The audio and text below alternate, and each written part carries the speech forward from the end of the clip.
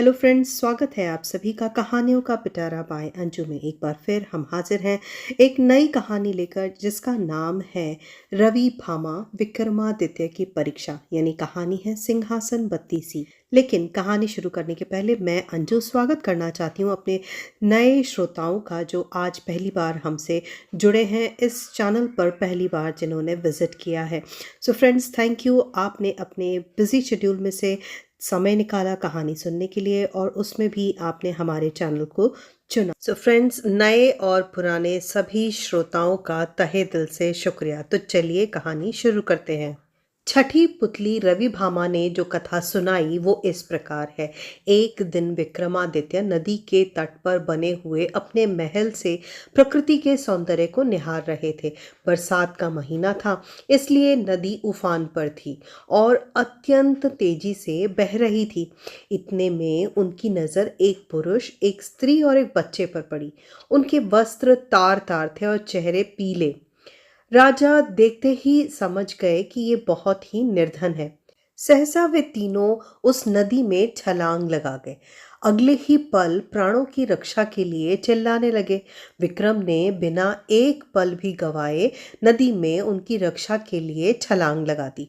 अकेले तीनों को बचाना संभव नहीं था, इसलिए उन्होंने दोनों बेतालों का स्मरण किया। दोनों बेतालों ने स्त्री और बच्चे को तथा विक्रम ने उस पुरुष को डूबने से बचा लिया।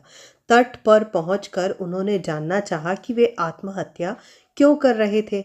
पुरुष ने बताया कि वह उन्हीं के राज्य का एक अत्यंत निर्धन ब्राह्मण है जो अपनी दरिद्रता से तंग आकर जान देना चाहता है। वह अपनी बीवी तथा बच्चे को भूख से मरता हुआ नहीं देख सकता और आत्महत्या के सिवा इस समस्या का कोई अंत नजर नहीं आता। इस राज्य के लोग इतने आत्मनिर्भर हैं कि सारा काम खुद ही करते हैं, इसलिए उसे कोई रोजगार भी नहीं देता। विक्रम ने ब्राह्मण से कहा कि वह उनके अतिथिशाला में जब तक चाहें तब तक अपने परिवार के साथ रह सकते हैं तथा उनकी हर जरूरत पूरी की जाएगी। ब्राह्मण ने कहा कि रहने में कोई हर्ज नहीं है, लेकिन उसे डर है कि कुछ समय बाद आतिथ्य में कमी आ जाएगी और उसे अपमानित होकर जाना पड़ेगा। विक्रम ने उसे विश्वास दिलाया कि ऐसी कोई बात नहीं होगी और उसे भगवान समझकर उसके साथ हमेशा अच्छा बर्ताव किया जाएगा।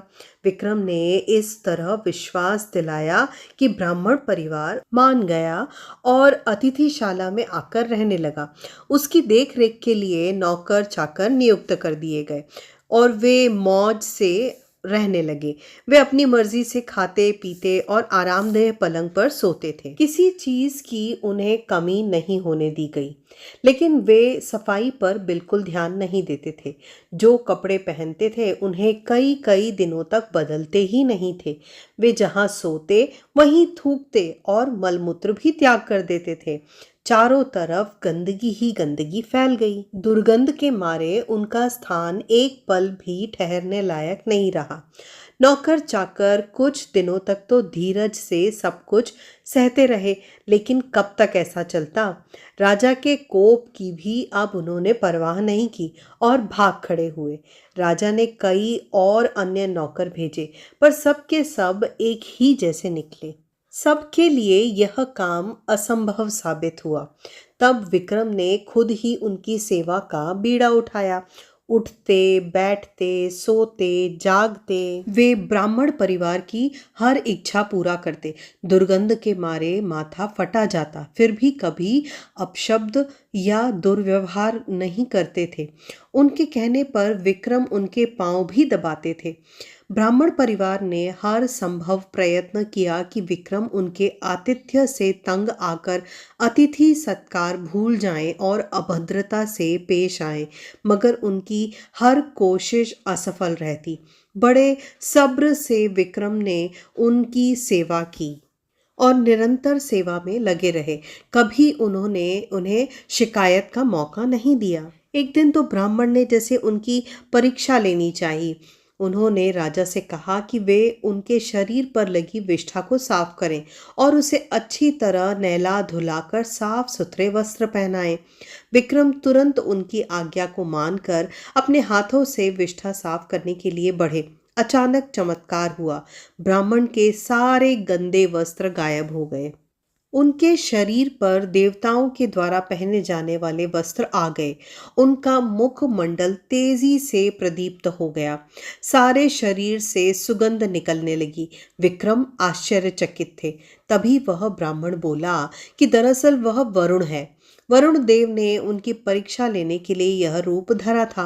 विक्रम के अतिथि सत्कार की प्रशंसा सुनकर वे सपरिवार यहाँ आए थे।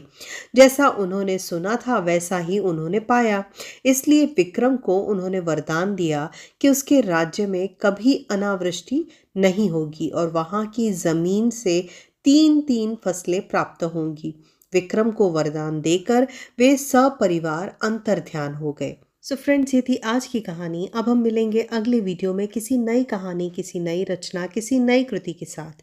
तब तक के लिए आप अपना बहुत ख्याल रखिए।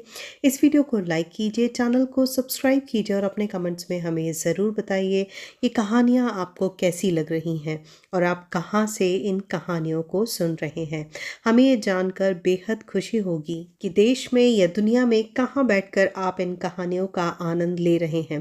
फ्रेंड्स, आपके लाइक्स और कमेंट्स हमें बहुत मोटिवेट करते हैं, तो इसी तरह लाइक करते रहिए और कमेंट भी करते रहिए और न सिर्फ कमेंट बल्कि सब्सक्राइब भी कीजिए। तो thank you, thanks for listening and stay connected.